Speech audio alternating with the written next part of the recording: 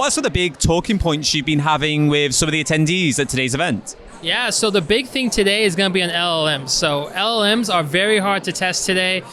Things like racial and biases and making sure you have the factualness corrected.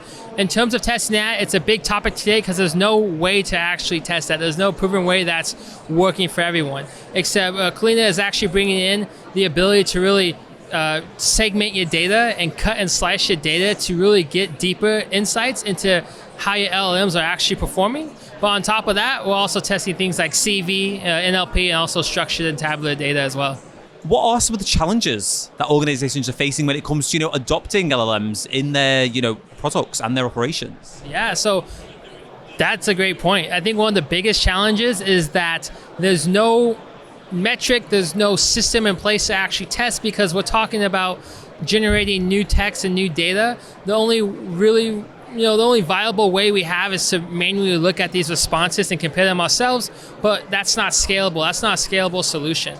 So in order to really solve that problem and to get above that, you need to test very granularly at levels, and you need to be able to trust metrics. And a lot of teams are unable to trust metrics in the LLM space just because of how grand and vast it is. But Kolena is coming with metrics that you can trust out of the box that are automatically extracted from your data, so you're getting that true idea of how your LLMs are working on a scenario per scenario basis rather than as a whole global aggregate metric. Do you have any predictions for where the LLM and the Gen AI space is going in the next 5 years or so?